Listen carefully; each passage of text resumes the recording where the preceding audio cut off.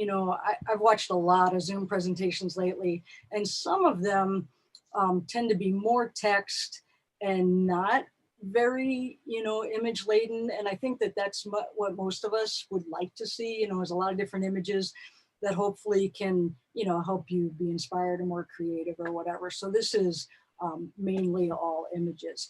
But since I'm now unmuted and you guys are muted, type questions or comments or whatever in the chat. And then Vince, just whenever, if you have questions, just let me know on that.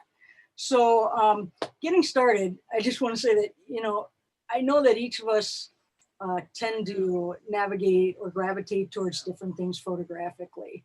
And I know a lot of people love birds. And for me, you know, a bald eagle could land in front of me and do a chicken dance and, you know, putz around, and I might take a couple pictures, and that just might be it. I just really don't get excited at all about birds.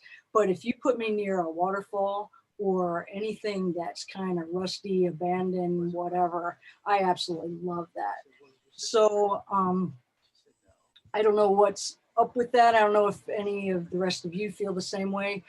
For me, one of the key reasons, and I'll switch to the images in a second, one of the key reasons is that, you know, kind of my theme or something I try and focus on is being able to see differently, be able to see a subject differently, and not just take it for what it is, but, you know, look for something special that's within it.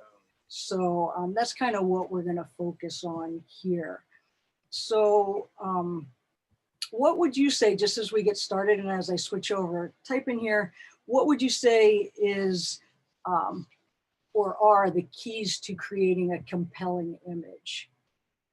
So feel free to share that. All right.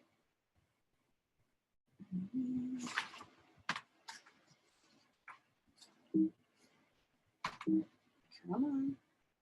Can you guys see my screen? Yes. All right. There it goes. All right. So what do you have, Vince? Do you have anything? What makes the compelling image? Good light, a different perspective, make people think about what they're viewing, to tell a story. Those are excellent. So in addition to that, I think, you know, we think about or we're told about rules of composition, but I think one of the key things that really does lead to a compelling image on top of those is, you know, shape, texture, color. So this picture here, this was from, excuse me, I have a little bit of a sore throat, so I have a mint in my mouth. This is from an airplane graveyard that I had the pleasure of being able to photograph twice in the last couple of months. And we led a workshop there last month. And when you first walk in, this is like a giant salvage yard that it's just an assault on the senses. You know, everywhere you look, there is just stuff. And, you know, trying to figure out how to, you know, make sense of that and come up with a cool image is really the challenge. So here's an image of a vehicle, and I love old cars. So I just think they have so much character. So here's a rusty old, I don't know, it looks like a bug. I can't really tell what it is, but I was drawn to it. And so this was kind of the first picture I took, but it's kind of confusing if you look. Like there's a lot going on. We've got all these kind of weeds in there and all this other stuff. So one of the things that I see in workshops is a lot of people just kind of walk up to something and start shooting. But I want to encourage you to kind of walk around your subject, you know, take a good look, take a closer look, and, you know, think about the things that are actually, you know, drawing you to this subject. So from this other side, I like this. This was a lot less cluttered. Now you can, you don't have the weeds and everything, but, you know, it's still got a lot going on. So then I moved around to the front, and now my eyes are drawn to, you know, really drawn to the cracked windshield. And I also liked, I think you can see my cursor a little bit, but the reflection of the leaves here in the windows. And then, you know, you look closely and somebody shoved a flower, because this is obviously a fake flower, right in there. So I found that that's really what, you know, I was kind of fascinated by or drawn to. So when you approach something, especially like these things that are abandoned and rust and there might be a lot of chaos, just ask yourself a couple questions and start with, what is it that's drawing me to this scene or this subject? And then work on, really honing in on that. So with this image, what do you guys see?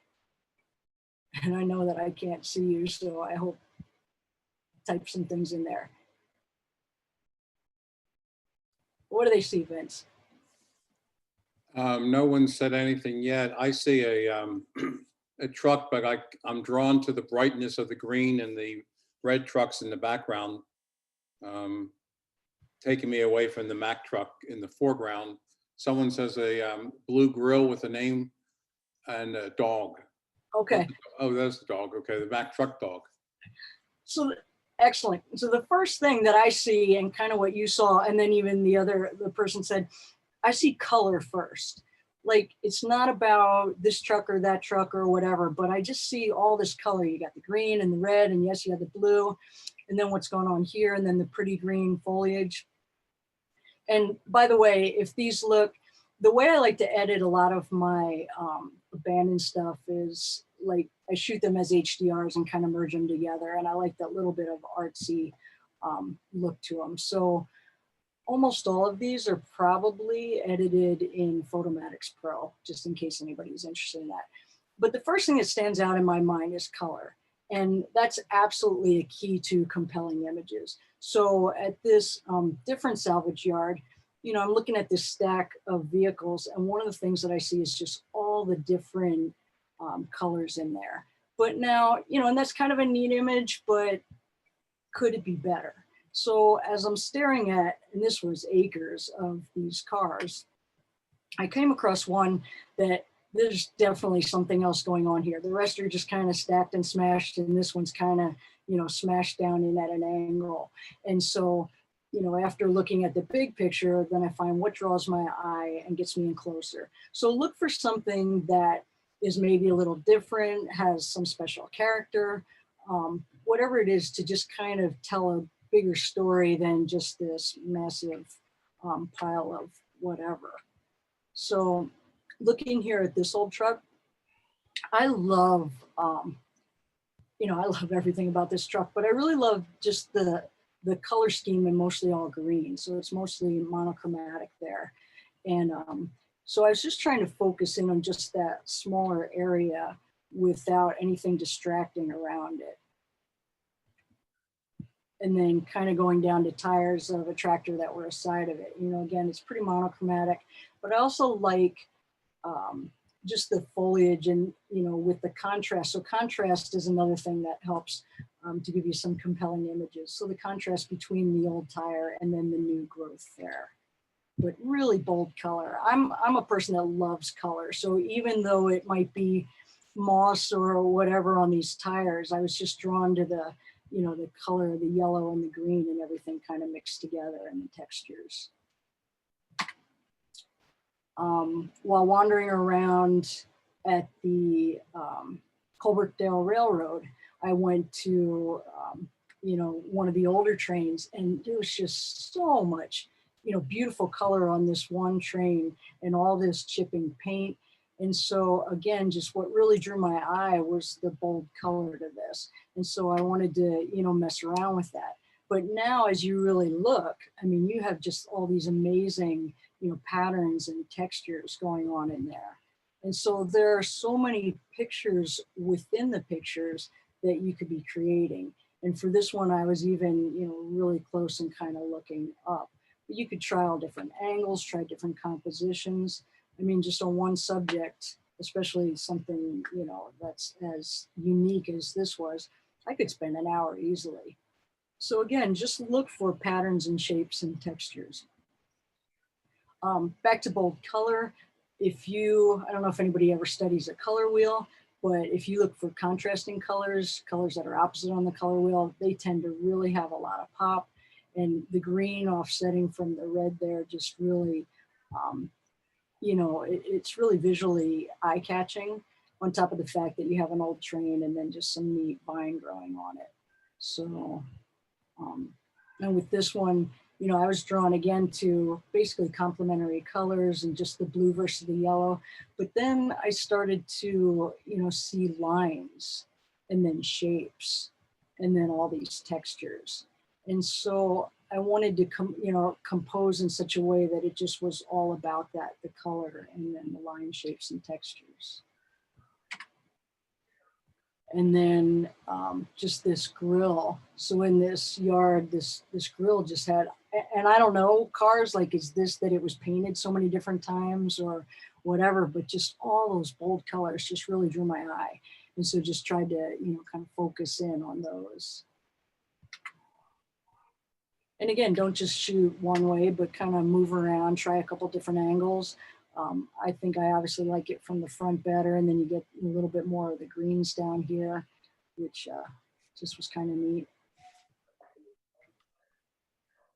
And then this too, a really bold color was what drew my eye first, but then you have some shapes where you have the rounds here, and then the wheel, and then you start having texture from, this is from an old woolen mill. And try and focus in on that. Excuse me, Val, there's a question relates to one of your more, maybe 2 images ago. Do you ever move away stuff that's in your, the one before that, that's in your face that you don't want there? Like maybe the weeds, or do you manipulate the environment to fix your image? It depends. For the most part, I'd say no. And around, like, I like the weeds, you know, I like them here in front of it, but in this particular area, there was one that was totally, like, we were photographing some Mack trucks, and there was one going across one of the dogs, and so we moved that, you know, that little blade of grass or whatever away from there. So it depends. For the most part, all the rusty cars that you'll see, they are as they were. I'll show you one where I did move something and actually set up a shot, but I understand that I don't want to get tetanus or anything else. So, you know, I'm real careful around the things too. But I like to try and compose, you know, the way I find it if I can. So, good question. So here's a truck that used to be, I don't think it's there anymore, on 401 South. And I used to drive by this thing a couple times a week, and I just loved it, the colors and everything. So one day when I was driving by, I had time and I stopped. And I just spent like an hour there. Just, again, I like the contrasting colors. So I tried to focus in on that and not get a lot of the background. There's kind of a farm field right there. And then I wandered all around the car. And then again, just trying to create an image where it's about the shapes, which you see the kind of wheel well there, and the textures. And now you have some shadows going on from the sunlight, and just, again, the bold color, and making it all about that. The same with this one. And I like kind of the two, they're not opposite colors, but just the two different colors here.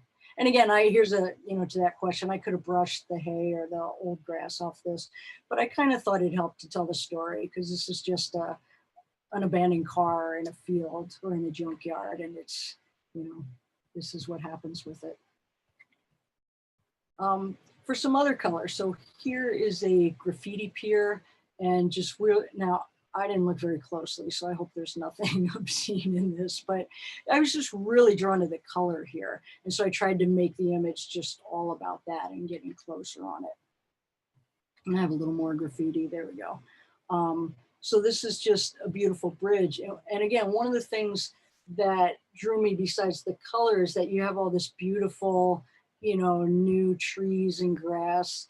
And then you have this, what's now an abandoned bridge, which has been taken over by the graffiti, but it's just all this color.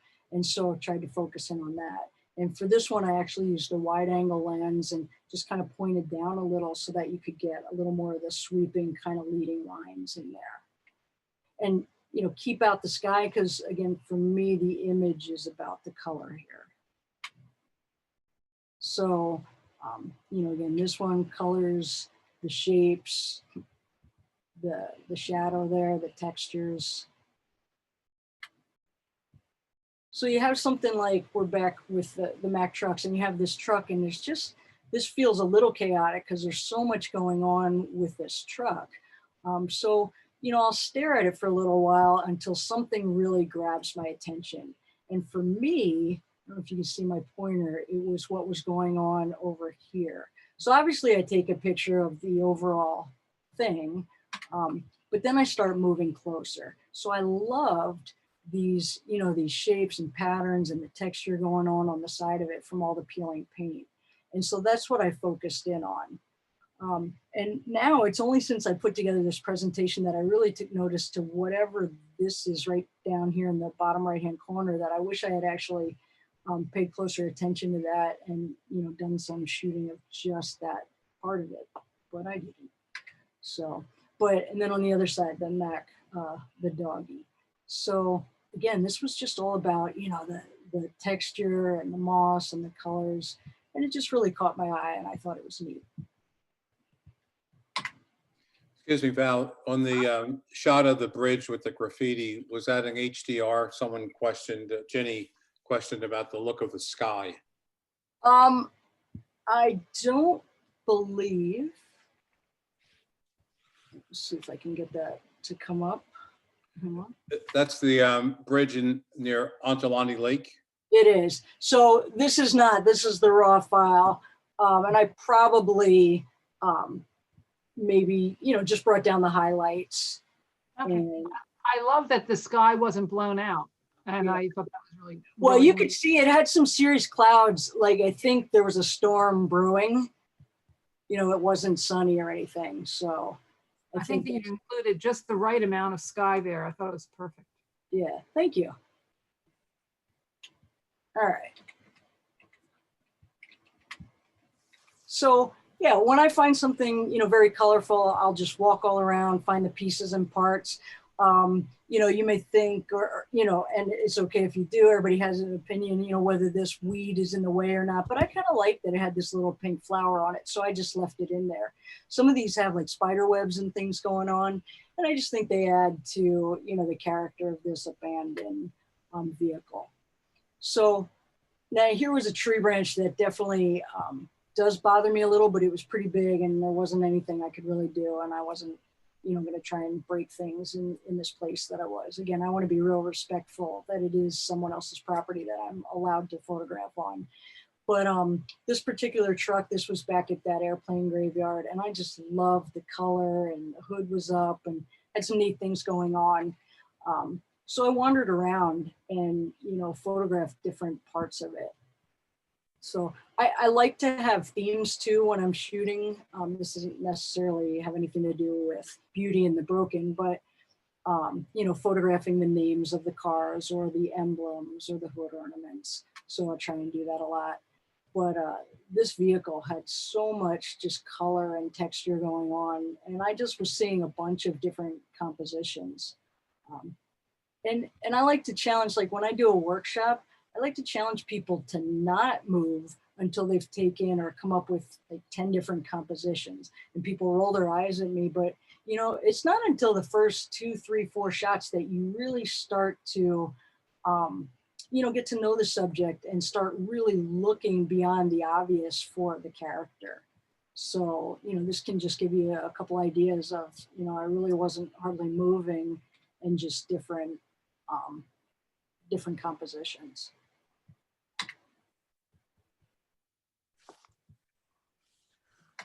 Val, have you done the opposite, where you have your participants not doing shots for the first 5 or 10 minutes of each scene and just think it through, and as opposed to firing off the digital camera? Well, yes, because I try to encourage people to stop for a minute, like when we're looking at all those trucks or whatever, and figure out which part of the scene, is really drawing them, and then start working on that. So, if anybody just runs up and just starts shooting, unless it's something that's fleeting, you want to challenge them to kind of look more closely. Or if someone does it, I may, come over and say, well, what about this or that, whatever. It just depends. But yeah, I think people, see something right away and get really kind of focused in on that, and maybe don't fully explore the subject. So like in this case, again, I was drawn to the bright yellow truck, blue and yellow. This was at the Nelson Ghost Town in Nevada. But then just trying to get a little closer and just make it more just about the color and again, shapes and things. And then, like I said, hood ornaments, I'm always fascinated by them and just the beautiful shapes that go on. And then the nice curves of the car. This is a really old car there. I love the bright yellow.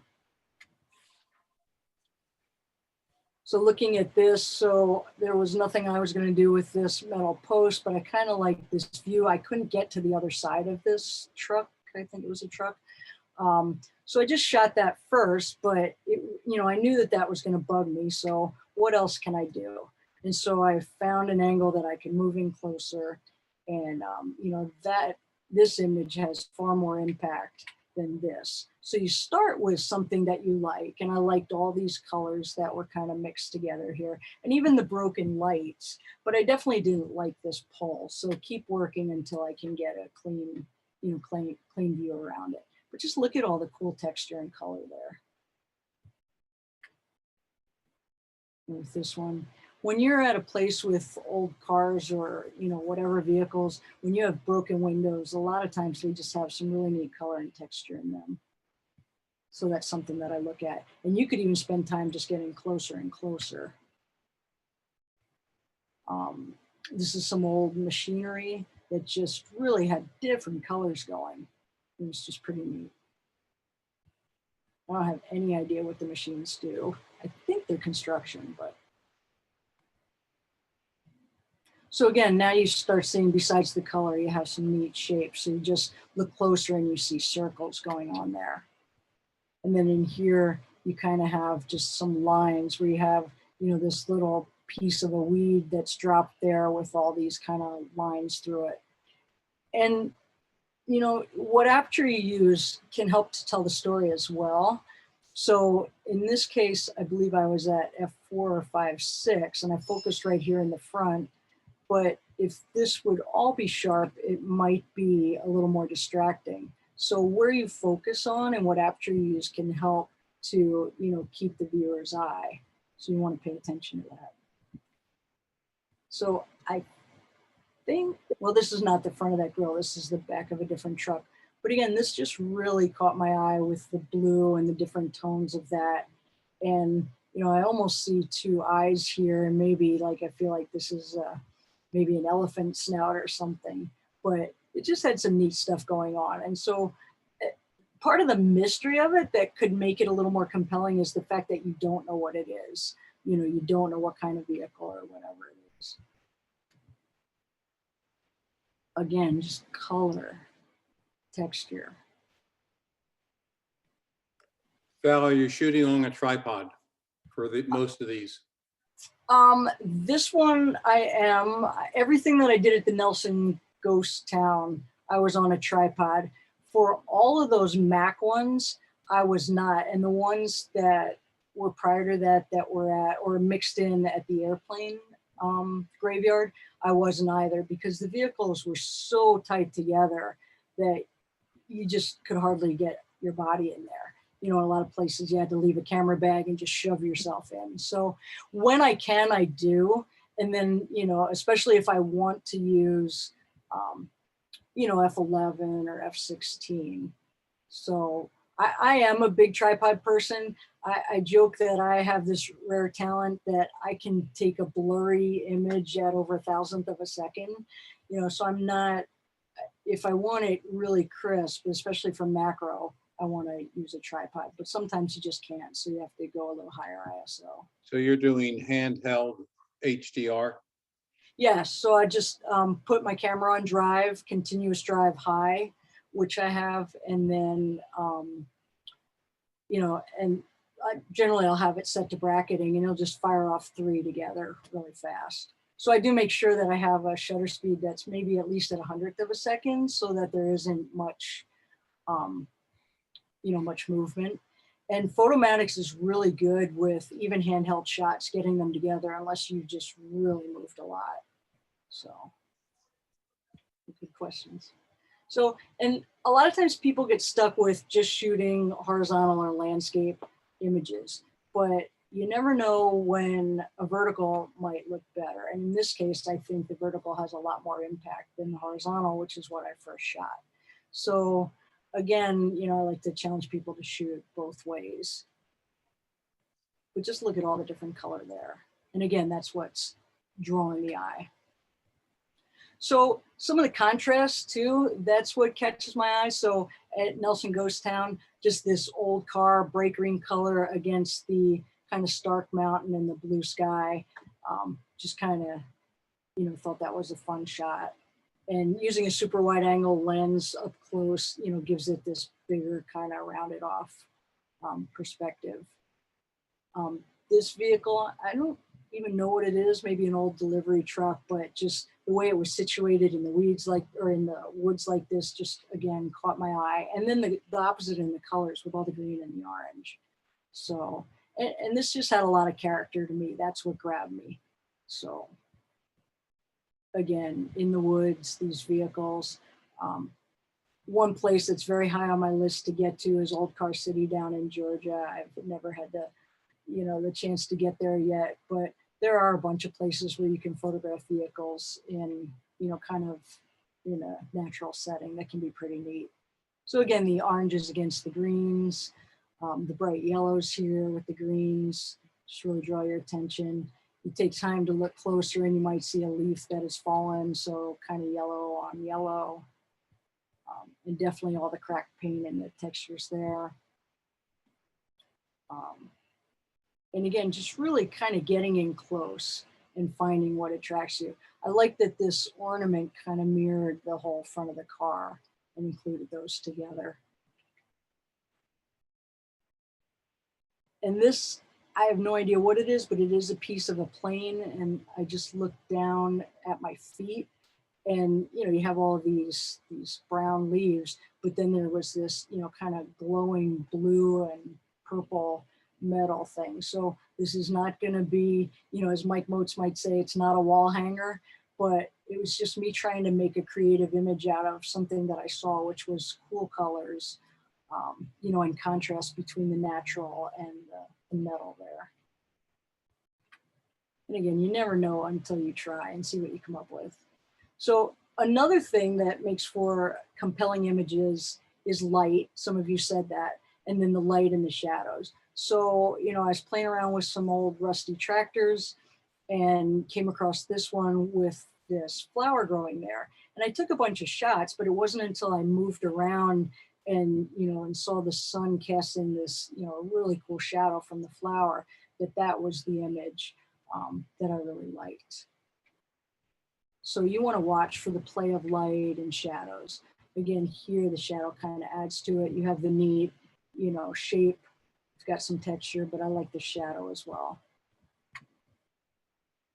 And then another place. So here in Eastern State Penitentiary, you've got just kind of the neat play of light coming from the center there and casting the shadows.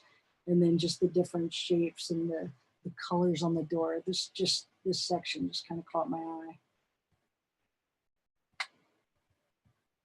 On one visit, we were able to go into some places that you normally aren't allowed. I don't even remember which cell block this is, but I love this door. I've seen this picture before, so this is in my original composition, but I just thought it was really cool. And I love the kind of bluish green going on in there in the shadows. And here I popped out just to peek outside while I was walking around in ESP. And this was as the sun was setting and just the warm light that was hitting the top of the tower there. Nope, that was the only one. So that really caught my eye, the warmth against the cool colors. I just thought that was real pretty or compelling. In one of the cell blocks at ESP, again, the light is what drew me to this hallway. So you've got kind of the bright and then the shadows as you go down. And here's a quick quiz. Can anyone tell me, I didn't just change this to blue, like why is this blue back here and not everywhere as much? Anyone? Give me a chance to get a drink.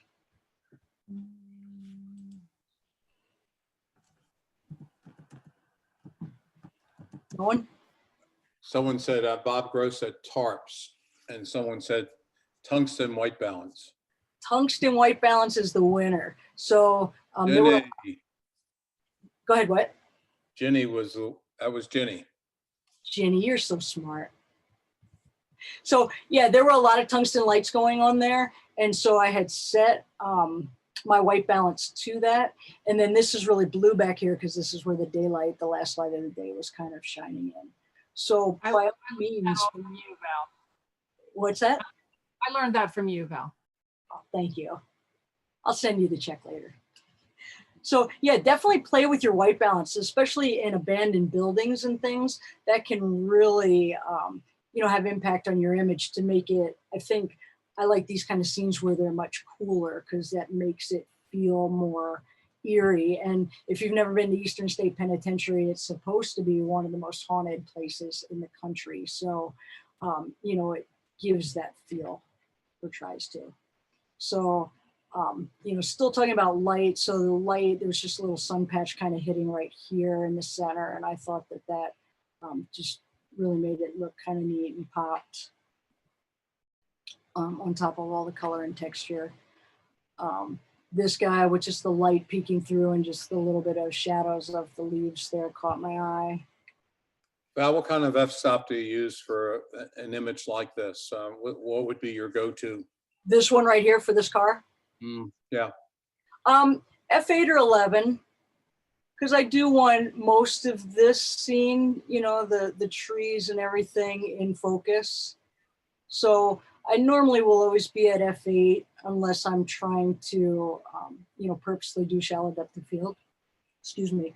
And if I'm closer to the vehicle and looking down, then I might do 11 or 16, maybe even 22. How about a polarizing filter? I see there's a lot of glare on the windshield. Do you use that? I do. I always use a polarizing filter unless it's not going to help and I need that extra bit of light. But it is on, you can ask anybody that's attending one of my workshops, that is in every little what to bring is a polarizer and a lens hood.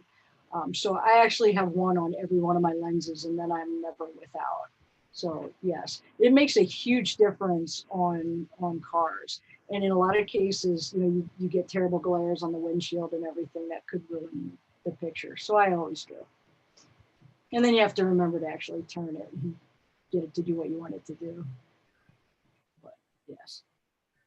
So I call this car Rusty, and this is just one of my favorite vehicles. And again, this is kind of about the light. It's it's a very foggy morning and there's just soft light a little bit after sunrise. And I've photographed this car every which way that I can, from close and down to the nuts and bolts. But on this day with the weather and the atmosphere, just to be back a little more, kind of added impact for the image. That's my favorite of all of them so far. Oh, is it? Nice.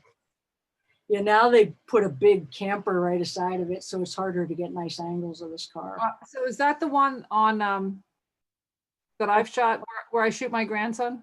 Yeah, 345, Route 345. I think the camper's not there right now. Woohoo! Yeah, it's gone. I thought that was that car but I've never shot it from that far away. Were you across the street? Yeah. Okay. And then zoomed in a little to get it, feel that compression a little. Yeah. Yeah, I really love the mist in that one. What community is that in 345? This is right outside of French Creek. And when I first moved back here from Michigan, I lived out there for 2 years. And so every time, so it's a mile away from your Rusty Trains, Vince. Okay. So every time I had any weather, I would go to here or the Rusty Trains to try and get some fun shots. Yeah, it's between like French Creek and Birdsboro. It's right at Geigertown Road. Geigertown Road and 345. Yeah. So there's I don't know if it's still open, but like a greenhouse on your left, a little thing that when you see that, and that might be a safer place to park than right along the road. But moving along. So what is this image about? What makes this, kind of cool? To me, it's the long perspective Long perspective. and the light and shadow. You're just drawing all the way through the back to the back. What Because else? it's lit in the back. Yep. So What the else? perspective and the light brings you back there. The lines, someone said leading lines, Absolutely. the So pictures. yeah, so I love the light and shadow. So that's the first thing. But look at all the lines here. And that's what I tried to really accentuate. So you have, lines going up and down. You have the lines with the light and the shadow going here. You have the lines in the windows. You have the lines here and going across. But they all kind of point downward. And you're looking out. I was trying to decide, and you can tell me what you think, whether to get rid of that red that you see, because you're drawn to that, but maybe you don't know what it is, but that's just, you're looking into the next train car.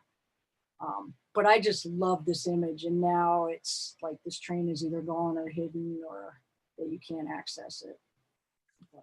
Val, have you done panoramas in tight spaces like this? Either vertical panos or right to left panos? I wouldn't have done for a long panorama in this case. I do panoramas a lot with a scene. And not nearly as many verticals, even though you did that presentation the one time. I sometimes just don't even think of that for verticals. I don't know why that is. But yeah, when I can and when I want to bring the, big scene where it's going to be closer, I do love to do panoramas. A vertical pano would be pretty cool, starting at your feet and going up to the ceiling here. But I don't know if getting below the floor would be distracting. So, this kind of, the way it's composed here kind of just really draws your eyes. Yeah, in. the lines are great. If you have the outside door and things, that might be distracting. But we got chased before we got more than 3 pictures. So even though there was no sign that said no trespassing. So this was out at the museum, but outside in Hamburg. So again, talking about lines, that's what this was about to me. One of the places where you can go on a second story at Eastern State Penitentiary, just the lines and, kind of leading down there. And then, as you follow along, you kind of look at all this different color and chip paint. So, I did a whole bunch of different images, but I like kind of, where it's really focused in and emphasized on that. An abandoned, I think this was Scranton Lace, and just the lines and then the reflections. So reflections can make for really compelling images. And whenever there's a chance, I will, try and include that. So you have the mirrored reflection of the building there. And this is, it's fallen apart. Obviously the roof's leaking, but that can make for a real beautiful picture. This is an abandoned temple in Pennsylvania, and I was on an Abandoned America workshop for this. And coming out into the lobby or into this, I think it was the 2nd or 3rd level, I just really love the lines here. So the staircase, I love the texture, the neat designs on them, but just the lines going up, and then just kind of the real pretty stuff here. But again, don't just take one picture. This was maybe my 2nd composition, but then I did one where I moved even closer, again, and this is all about, the leading lines leading you up and through the image. And this is, for those asking about tripods, like this, you can't tell, but it was really dark in here. So these are 30-second exposures. That graffiti pier that you saw earlier, now we're kind of inside the columns using a telephoto lens that helps to compress them so they look like they're pretty close together, even though I think there's probably about 6 feet in between each of these columns. But again, for me, this was all about just the shapes here and the lines, and then just that repeating pattern going through. And the same kind of here, add a little more interest by having this tree kind of growing up in the middle. But just again, those repeating patterns. And then as we talked about with some other images, by using a telephoto lens that can help to compress the scene and make it more impactful just with those lines. So there's a couple different options. Again, I hope there's no bad stuff popping out. You have to watch that with graffiti. And this was back from that graffiti bridge. You know, there's so much going on there, so many colors and so many sayings and things. But out of all the, and a lot of vulgar stuff, there was just this beautiful flower right there. And I just loved not only the color, but all the textures and everything. So again, just isolating something, but finding that beauty in all the, you know, damage that's there. Okay, how about this scene? What do you see here? So this is a field with a bunch of abandoned tractors and farm equipment.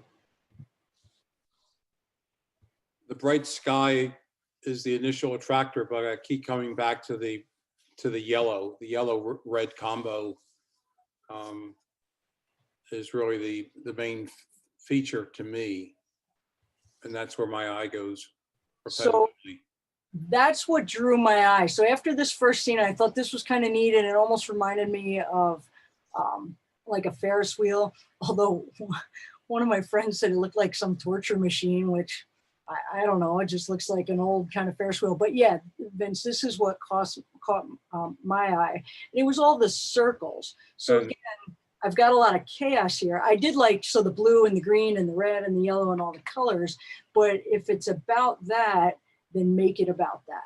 So getting really close, this was a wider aperture. So I probably was at a 4 or 5, 6. So it's, you know, gets softer in the background. And then it's just all about, you know, the shape there.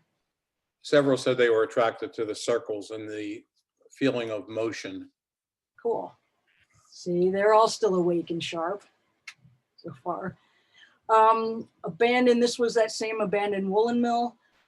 Actually, it's not abandoned, it's half abandoned, but still at times in use. But just looking into this box, I just saw all these different, you know, tools and all the different kind of colors and the shapes and the textures. And so just, you know, concentrated an image just right within the box. And then the light was, it was beautiful window light that came in kind of from the rear that just made for a real pretty image. And when you do the HDR, like when you put the images together in Photomatics or whatever you use, you could be Topaz or whatever, you really, you know, colors tend to really come out more in that. So that's some neat things. So shapes. I have no idea what this piece of machinery is, but I was drawn to the shapes and the repeating patterns, so the circles and the circles. So just getting close and make it like that's what the scene is about. Here at ESP, while I was waiting for my group that was up top on the upper level, I'm standing here and I just happened to notice this beautiful railing. Like again, in all this abandoned, you know, the dirt and everything else, here's this beautiful, you know, shape that was carved in this railing. And if you really pay attention at Eastern State, there are so many beautiful things like this and neat patterns and things that you just don't see in current, you know, architecture that really catches your eye. And then obviously the color in there, you know, added to it as well.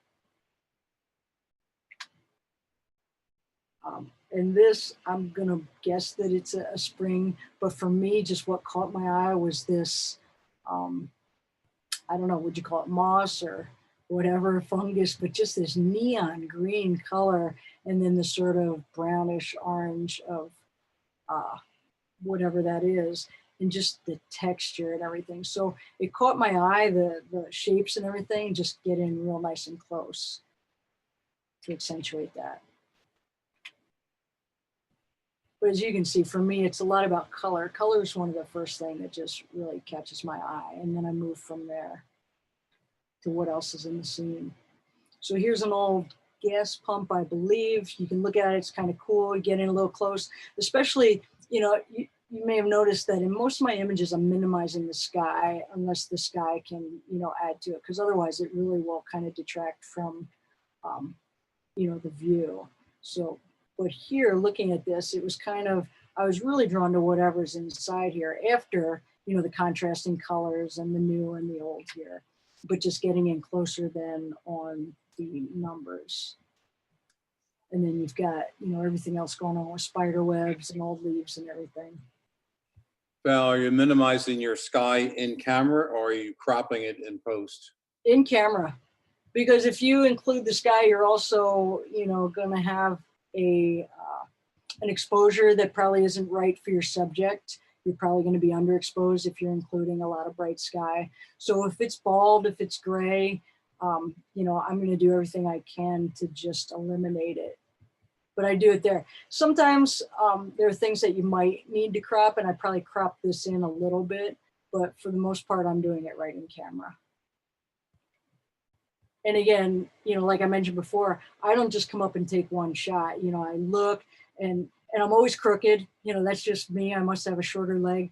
But, you know, so recompose, you know, try different things, get closer, get further away.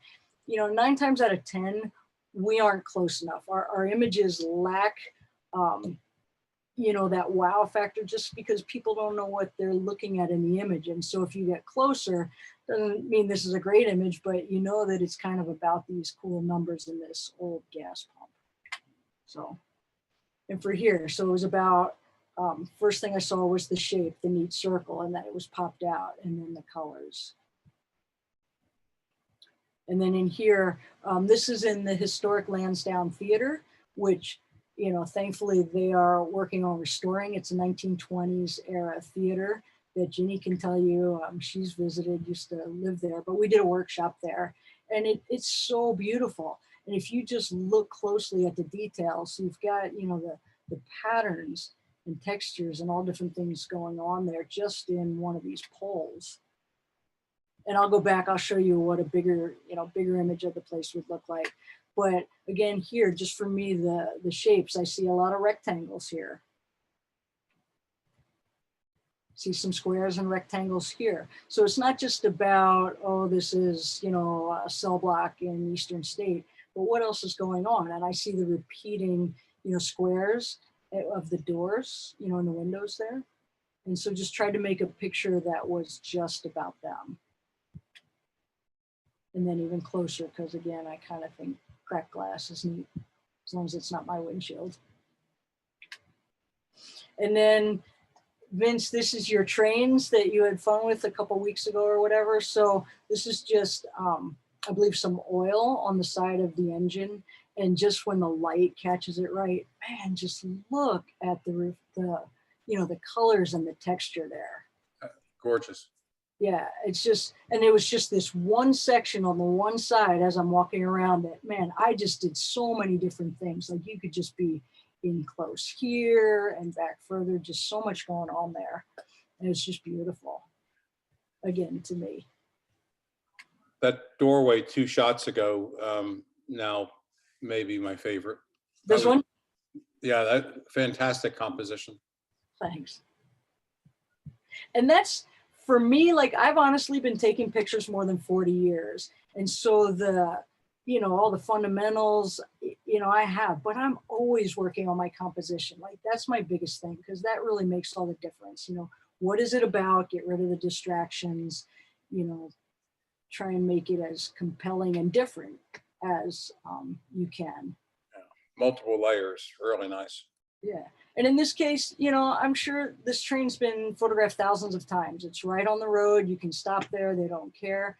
But, you know, do you really take the time to look closely and see, you know, the unique things that are going on there? And going back in different times of day and light and everything. So this, I don't know if anybody would guess what it is, but it's actually a windshield or the side window that just had like this sort of moss growing in it. And I'll show you that it was really from, you know, a car in this area. I don't know that it was exactly this one. So it was kind of that brownish, whatever color, but I changed this, the white balance in post-processing to give it, you know, kind of a neater look.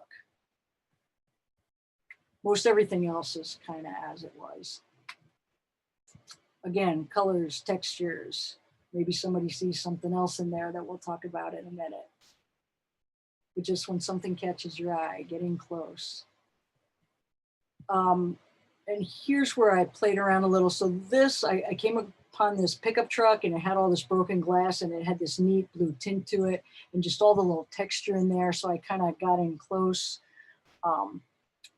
Then when I looked inside the bed of the truck, it was full of the broken glass. And I really like this. This was a pretty massive, maybe 6 inches and very heavy bolt.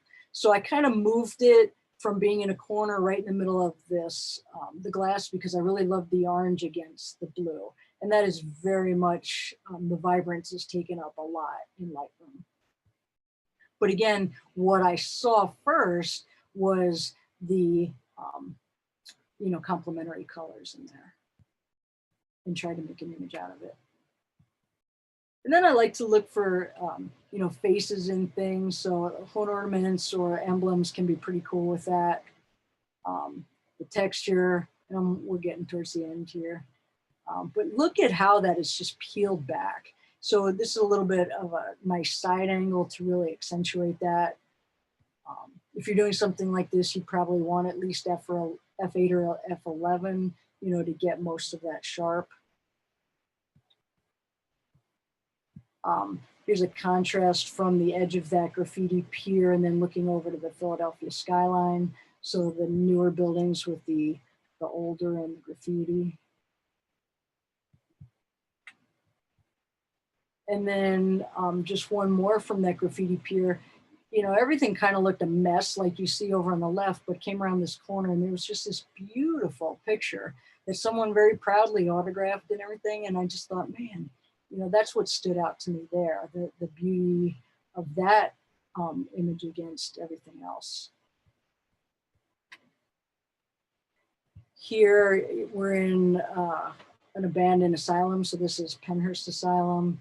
And, you know, everything's kind of dilapidated, and you go in a room and you see this, you know, child's, you know, painting, like maybe kids used to play there at one time.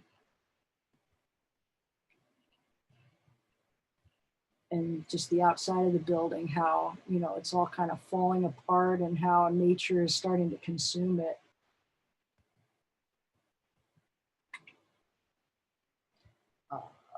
So this is back to the Lansdowne Theater, and just look, you know, how beautiful it is. Now, right now, and I don't know if they've done any work on it. They were supposed to start this year, but if you look, you know, it's just kind of falling apart, paint peeling, chipped everywhere. The only light in there now is the construction lights. And then when they light up this beautiful chandelier in there, it's just beautiful. So this is, oh, this was with a super wide angle. This was not a panorama, but this was a panorama taken from the stage looking back. So again, you have the, you know, such pretty, but, you know, in the state of arrested decay. And this was back to that temple and the beautiful ceiling. Just look at all the detail, you know, in the balcony here. How beautiful this must have been before it, you know, when it started falling apart. And then I love this. This is outside of ESP. So you've got this old, you know, really scary looking kind of building. And then the one time, so I think this was in May, there's just these beautiful flowers blooming outside. And so I want to try and capture that because this, you know, new versus the old and just the colors. Nature trying to reclaim something. So this is an abandoned prison in Philadelphia that's not open to access anymore. And there was just, whether this is tree or whatever, roots just growing and taking over the outside was just really cool. And so took kind of that one shot and then got in closer. So again, find the thing that's different and stands out. You know, nature starting to reclaim this truck. Nature taking over this guy. You know, old rusted truck with the flowers blooming in the back.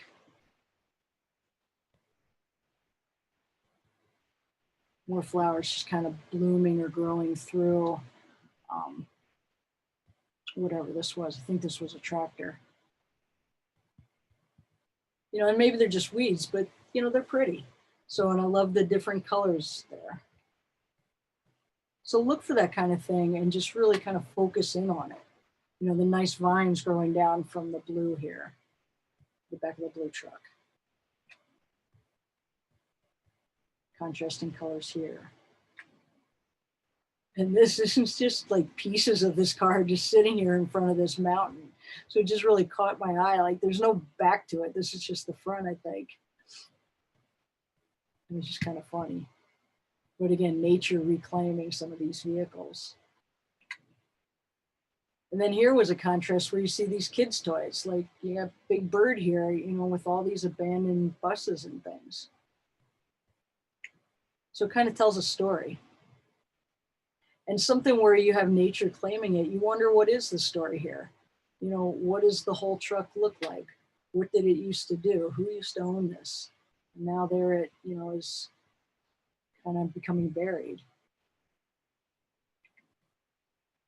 So faces. So these are some of the final things. I love to look for faces. And there's some really cool old emblems or hood ornaments, I guess this was, in some of these cars. And this one, I don't even know. It's just totally kind of creepy, but there is a face there. So trying to catch it. This is backlit. You get a little bit of a, you know, star highlight there from the metal reflection there. If you look then down close on it, so this is your side view, don't just be happy with that. Look straight down on it. Now it's, I don't know, even creepier. There's another one. It's kind of creepy faces. You got all the, you know, spider webs and things on there. But again, getting close, fill the frame with whatever it's about. It's about this cool, you know, face and the textures there. And then what about here? Does anybody see a face here? So, you know, I'm always looking and see what catches my eye. And I see these two places where the lights were, and it kind of looks like could be a face in there. How about this one? Does anybody see a face here? For me, and you may think I'm nuts and, you know, I don't drink, I don't know. And I was never good at the ink blot test, but I see like a guy, so here's his eyes with the Russian winter furry cap on him, maybe even a jumping spider. I don't know, what do you guys see? How about this one? I see an owl in here. There's two eyes. Now with this, just a piece of one of the smashed cars, you got two eyes and a mouth. Almost looks like Wall-E. Here, dashboard, I see a face. This was that truck that you saw a while ago, the neat green one. I looked on the back and this looked like a face to me with some green stuff growing out of his nose. And then on the other side of the truck, I saw this face. If you tilt your head sideways, kind of got a weird nose. I don't know, maybe a little bear. And then this, okay, Kim, I'm not sure whether you found this first or me, but looking at this thing, and I had, you know, was challenging everybody to find faces. So we found this really cool face right here. So you see the two eyes, and this looks like a mustache to me. And then, you know, if you look at it closer, I almost started seeing like the body of the Cheshire Cat with it. So, you know, focus on the face or show off that you think it's the Cheshire Cat with the mustache.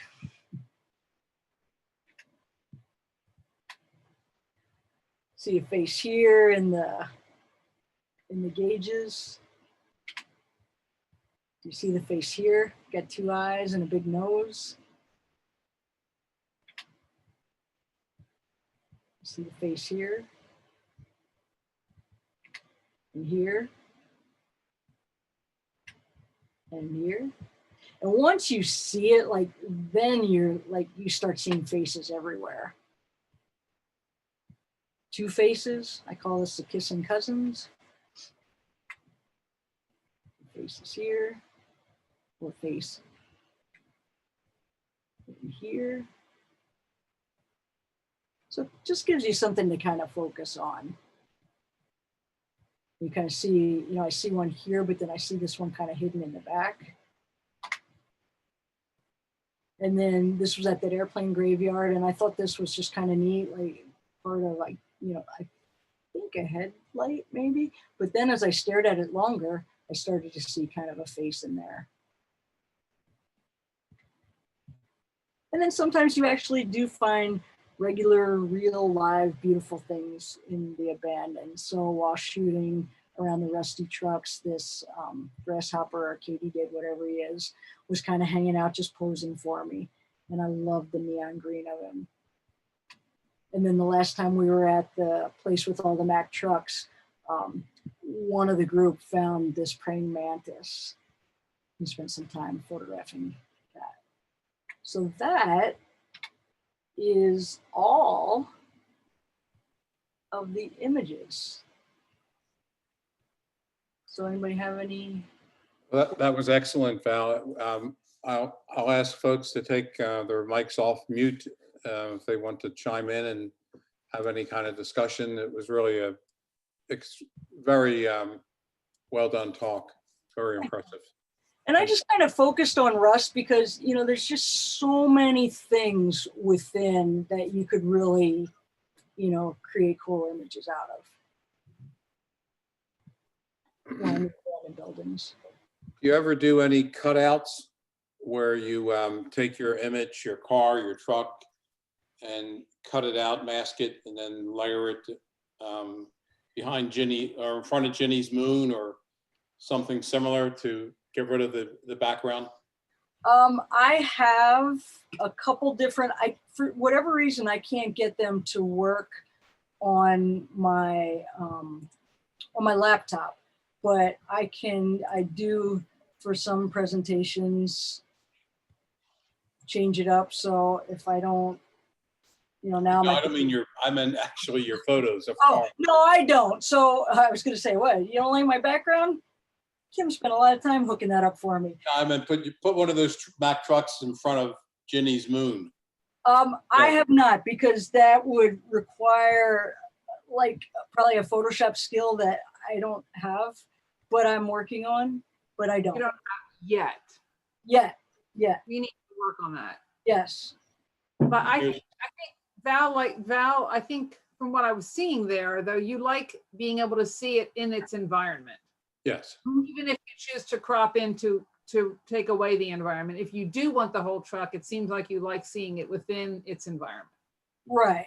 Yeah, I do. I wouldn't be a big, I mean, I wouldn't mind learning, you know, with the new sky replacements and that in Photoshop, but I like to, you know, kind of just photograph things as they are. So yeah. Yeah, the environment of your images, these broken down images, I think is important. And as part of the image, there's a guy I've been working with, or I did a Photoshop training session,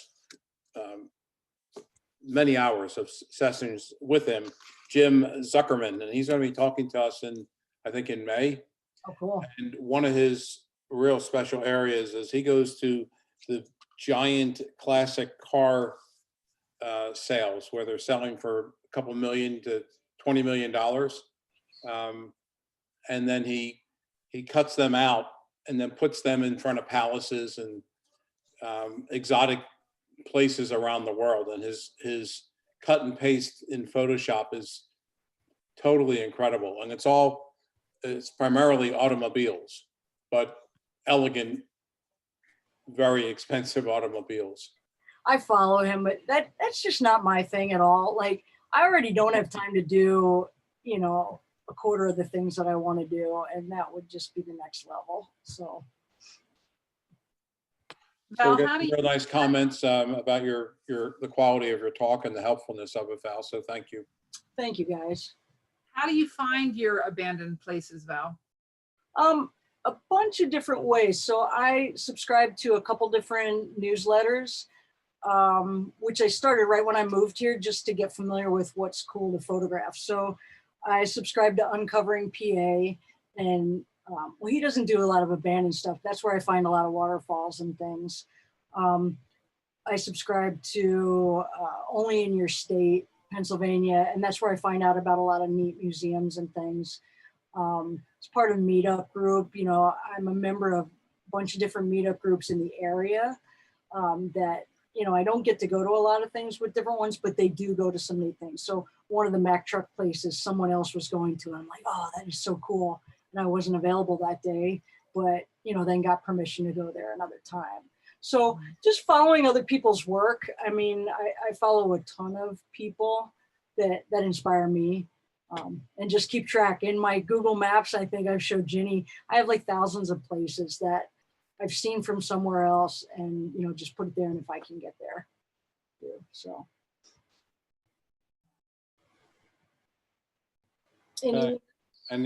Anything else? Want to add anything further? Well, that was great. Thank you so much.